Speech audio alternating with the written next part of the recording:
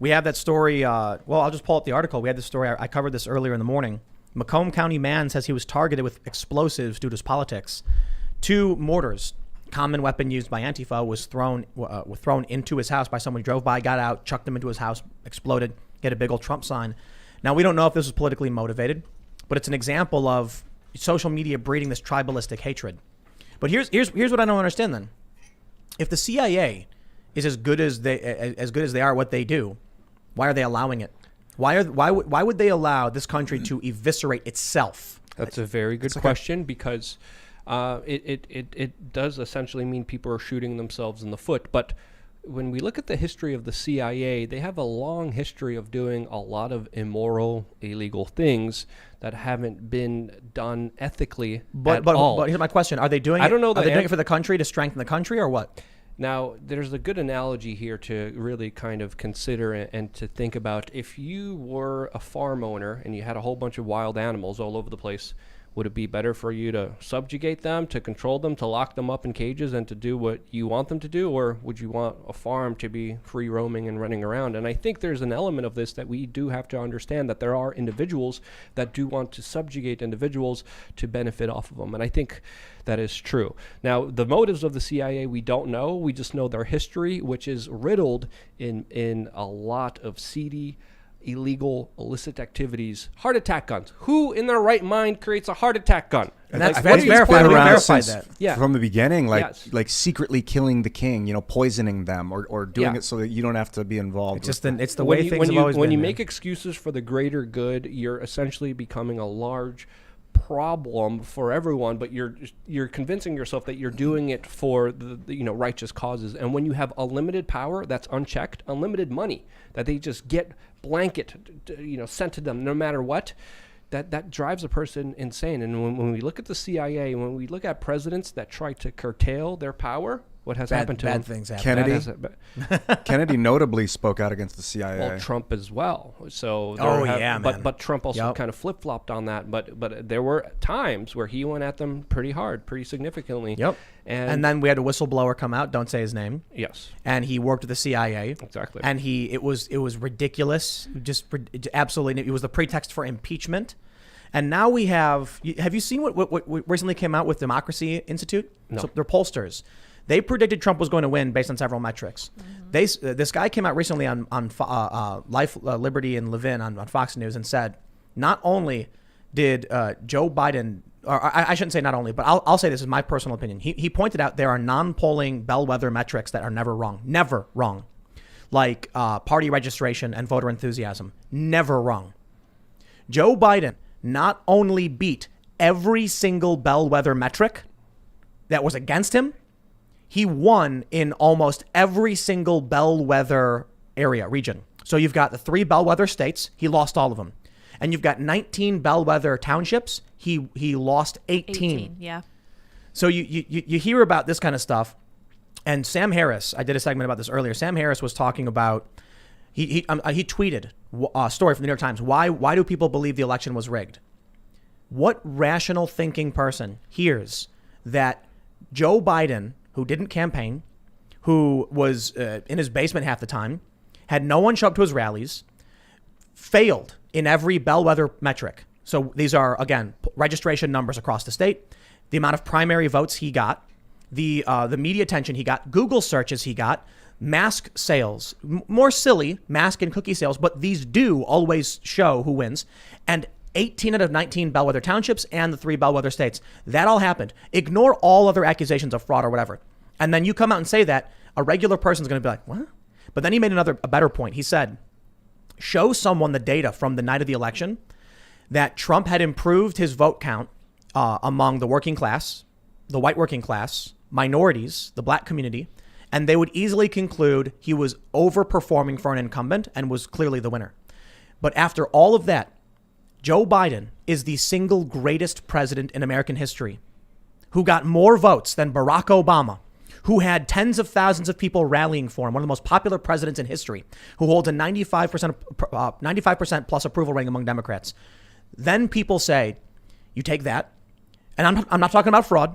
Then you take the down ballot victories and the undervotes in the hundreds of thousands for Joe Biden, and then you ask people if they believe that Joe Biden won, and they're going to tell you no. I'm sorry. When you say down ballot victories, that means a bunch of Republicans. The Republicans won in every state race. They won every state. They won. They won massive gains in the House, and are just doing better and better as time goes on. They held the Senate, so it was tremendous. Other pollsters have said that this looks like your typical incumbent victory. The incumbent is on the ticket. People go to vote for him, and they vote down ballot in favor of the party, so the party wins. Joe Biden, the greatest president in American history. Congratulations. 80 million votes. And historically, the incumbent always usually gets in, except so for I'm very not. rare I am not saying any fraud at all. You're just saying aliens. No. Yes, right. Alien. No, listen. What I'm saying right now, I am not accusing anybody of fraud. Okay, you can talk about the evidence. I'm just pointing out, Joe Biden did all of these things, and that being true, these are all true things. Joe Biden is the greatest president in American history. Period. End of question. No, that's it. That's the only conclusion. Is that NewsGuard approved?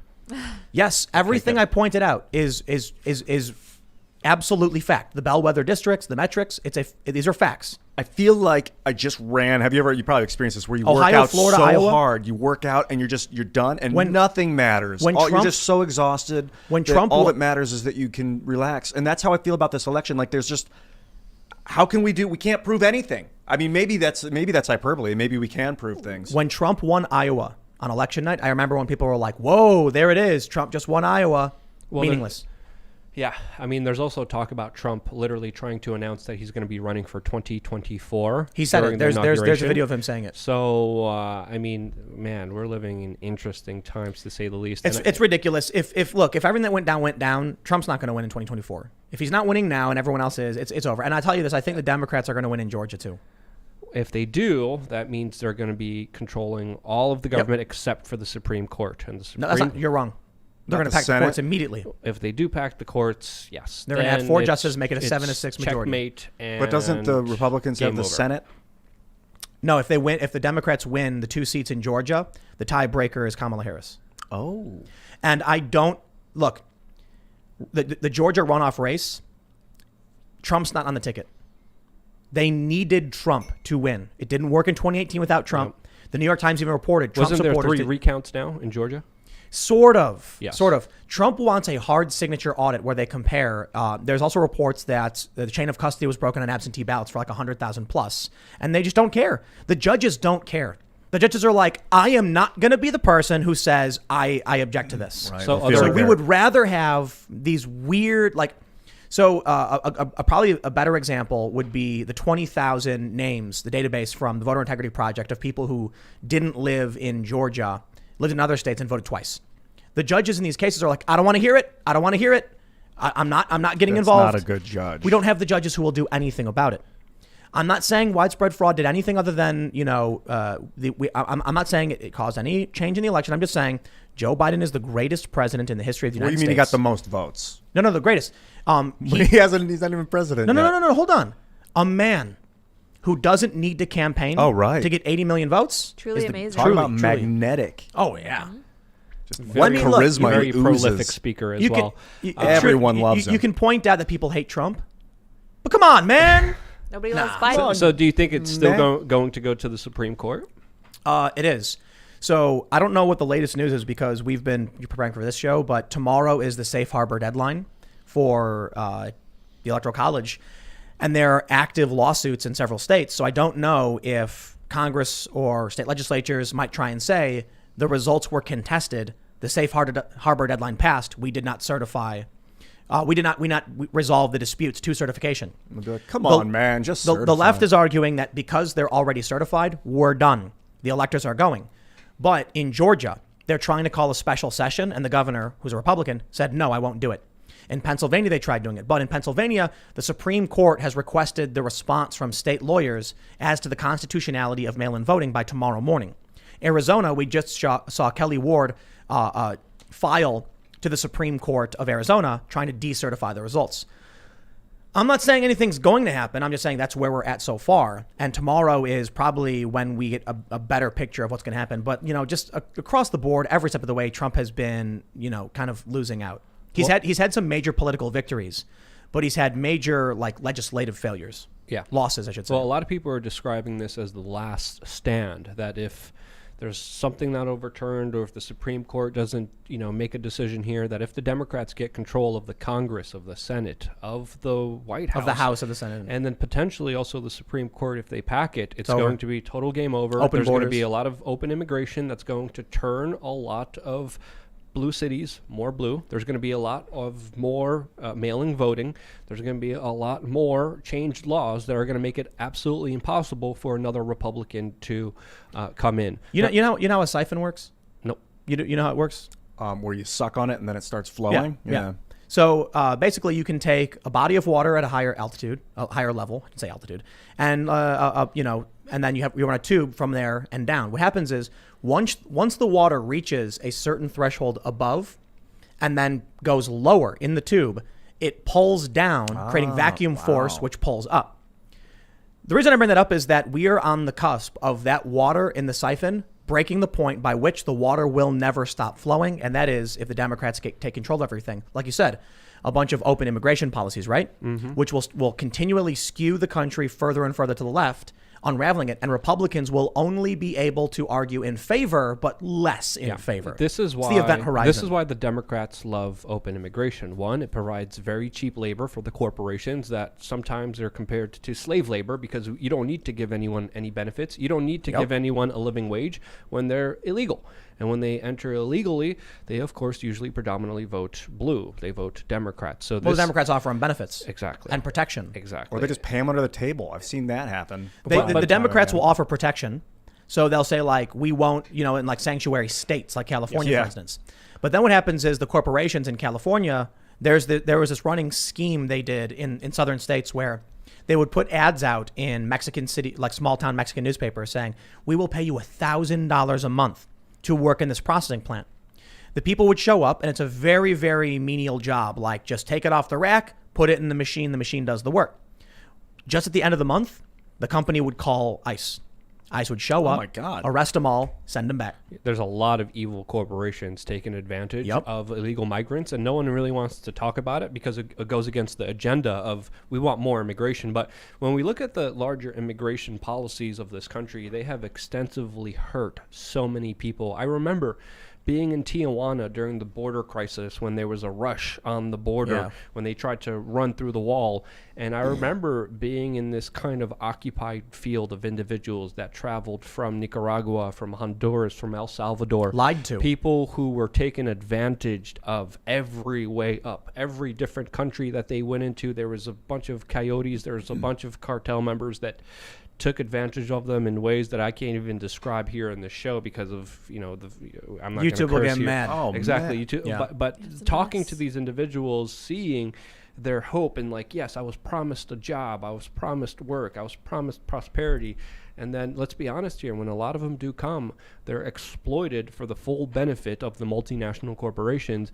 And then these soulless, heartless individuals are keep promoting, come on in, come right in. Low information. Yes. These are the Democrats. There's I have a family member who's just like a diehard, blind neoliberal, doesn't know anything, doesn't read, but thinks he's super smart. And it's the perfect example of these kind of people who are like, we want to protect these poor immigrants. And it's like, you realize they're being exploited by massive multinational corporations who want cheap labor paid under the table with no benefits. And they're like, you're racist. And I'm like, so hateful. This is what they do. The Democrats will tell you that voter ID is racist. So Canada has voter ID, don't they? I hope That's so. a racist country. Many countries usually do. I have an ID. Every other country on the planet is racist for forcing people to identify themselves. There's a famous video, I think about 8 years ago. Ami Horowitz? Yes, going around a yuppie area in New York City. No. He goes to Berkeley. Okay, yes. And he asks the young Berkeley college students if voter ID is racist. And they all say yes for a variety of reasons. And then he goes to Harlem and he asks black people if it's racist, and they're like, no, why? Yeah. And then my favorite bit from the bit is like the arguments. My favorite part of the bit, one of the arguments from the left was they don't know how to get to the DMV. And so he walks up to this black dude and he's like, excuse me, sir, do you know where the DMV is? And he goes, oh yeah, it's over on 25th Street. Like the guy was giving him directions. Of course he knows where the DMV. These people are so racist. Yeah. But the point is, when it comes to these policies that they're implementing, the Democrats don't actually, like the regular Democratic voters, don't look into what the policies do. It's just an emotional reaction of, we must protect these people. And then it's funny because I see all these arguments about pro-life versus pro-choice, and they accuse conservatives of not caring about babies after they're born. And I'm like, you clearly don't talk to any of these people because they run charities for these babies. Right. Yep. Like, they donate heavily to this. You don't care about what happens to the migrants after they get here and they're being run through these major corporations that pay them pennies on the dollar illegally and don't give them benefits, and they don't have lawyers or access to fight back. Yeah. Now, I know there are nonprofits that help these individuals too, but many of these voters don't care or know about that. California is the perfect example of this, because when you go to Skid Row and you see and you smell and you just are in this entire mess of so many homeless people, of so many downtrodden people that the government can't help. And then you see the latte drinking, flip-flop wearing yuppie saying, come on in, come, everything's going to be great, everything's going to be fun. And then you see the ramifications of that. There's not enough, let's be honest here.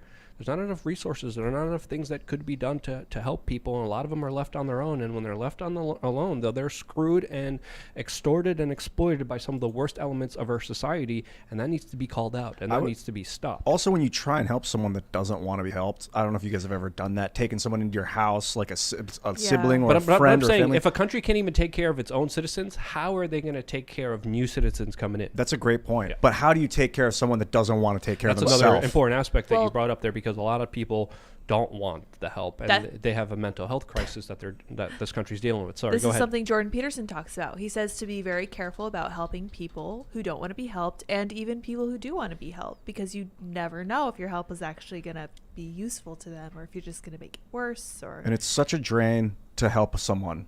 I don't know. I mean, that is a selfish way of being. We're all pretty selfish as animals. Hard. We have to think of ourselves first. And it is exhausting to help someone else. Sometimes you end up hurting someone more than actually helping them.